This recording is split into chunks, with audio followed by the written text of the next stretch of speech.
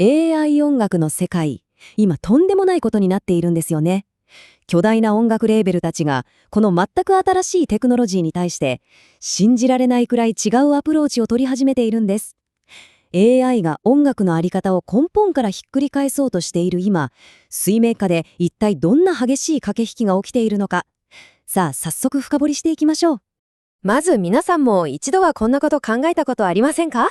例えば、あなたの超お気に入りのアーティストの声や歌い方をそっくりそのまま真似て AI がめちゃくちゃキャッチーな新曲をポンと生成したとします。さて、その曲の権利って一体誰のものなんでしょうか？プロンプトを打ち込んだ AI ユーザー、それともシステムを作った AI 企業？いやいや、声を真似されたアーティスト本人でしょうか？今の AI って本当に笑っちゃうくらいハイクオリティな音楽を作れるんですよ。でも AI が作った曲が SNS とかで爆発的にバズるためにはある絶対的なスパイスが必要だったんです。それが世界的なトップアーティストたちの声やサウンドなんですよね。これまで多くの AI プラットフォームはアーティストに事前の許可なんて取らずに彼らの声や曲のデータを大量に読み込んで学習してきました。実はこれが今起きている全ての大論争の引き金になっているんです。そして今、音楽業界はこの信じられないテクノロジーをどう扱うべきか、まさに究極の分岐点に立たされています。業界のトップたちは大きく分けて2つの全く違う道に進もうとしているんです。一つは AI を自分たちの管理下において新しいルールを作ってしっかり稼ごうという道。もう一つは、いやいやまずは法廷で何がセーフで何がアウトかきっちり白黒つけようぜという道です。では早速、一つ目の道、大手レーベルの戦略転換、新たな収益源としての AI 導入から見ていきましょう。ユニバーサルやワーナーといった巨大レーベルは AI をただ頭ごなしに拒絶するんじゃなくて、賢く新しいルールを作ろうと決断したんです。ここのシフト、すごく面白いんですよ。これまで AI 企業ってネット上にある音楽データを割と自由にぶっちゃけ無断で使ってきましたよね。まさにルール無用の模倣地帯です。でも大手レーベルはこれをアーティストがちゃんと使っていいよと許可を出して、その見返りとして確実にお金がもらえるっていう超公式なシステムに変えようとしているんです。これがよくわかるのが、ユニバーサルミュージックグループ UMG が2026年5月に打ち出した戦略です。一見すると矛盾してるように見えるんですよ。Spotify とは提携して、ファンが方法的に有料で AI リミックスを作れるようにする一方で、TikTok からは無断で作られた AI 音楽を徹底的にバンバン削除させてるんです。なぜかって？目的はたった一つ。誰が同意して誰にお金が支払われるのかというネット全体に通じる明確なルールを作りたいからなんです。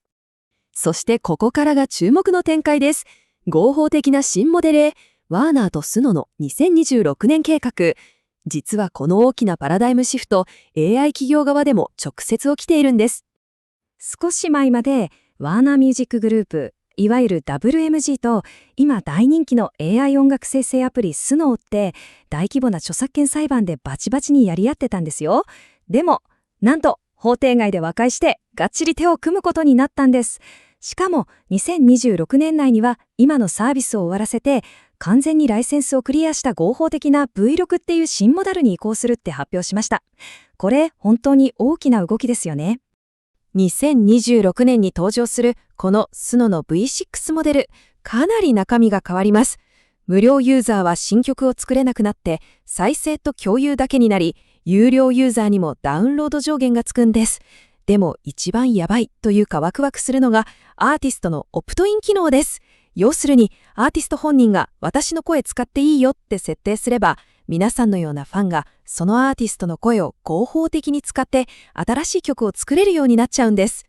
実は UMG ももう一つの大物 AI プラットフォームユディオと似たような和解をしてるんです。こっちも訴訟を取り下げて参加アーティストの声や曲をファンが合法的にリミックスできるサービスに生まれ変わります。ただこっちは外部に音源を持ち出せないクローズドな有料サブスク環境になる予定みたいですね。とにかく無断利用から公式ライセンスへの流れはもう完全に出来上がりつつあるんです。でもみんながみんな、じゃあ平和にライセンス契約でって握手してるわけじゃありません。ここでもう一つの道、ソニーの法的スタンス、ルールのための戦いです。ソニーミュージックは他とは違って一歩も引かずに法廷でバッチバチに戦う道を選びました。ソニーが絶対に妥協しない最大の理由、それがフェアユース、つまり公正利用という法律の考え方なんです。これちょっと想像してみてほしいんですが、超有名シェフの厨房に勝手に忍び込んで、秘伝のレシピを隅から隅まで分析しておいて、いやいや、これあくまで学習目的だからセーフっすよねって言ってるようなものなんですよ。他人の作品を無断に AI に食わせるのって純粋な学習なんでしょうか？それとも単なる盗用なんでしょうか？だからこそ、両者の主張は完全に平行線です。AI 企業側は、アメリカの法律なら AI の学習はフェアユースだから許可なんていらないでしょうって堂々と主張してます。でもソニーは、いやいや、うちの音楽を無断に機械のトレーニングに使うなんて明らかな著作権侵害だろうと猛反発してるわけです。ソニーはビジネスの話を進める前に、まず裁判所に、ここが境界線だっていう明確なルールを引いてほしいんですよね。さて、今の状況を整理すると、世界を牛耳る三大レーベルが見事に真っ二つに割れてることがわかります。UMG と WMG は提携とライセンスで AI を受け入れてどんどん収益化へ向かっている。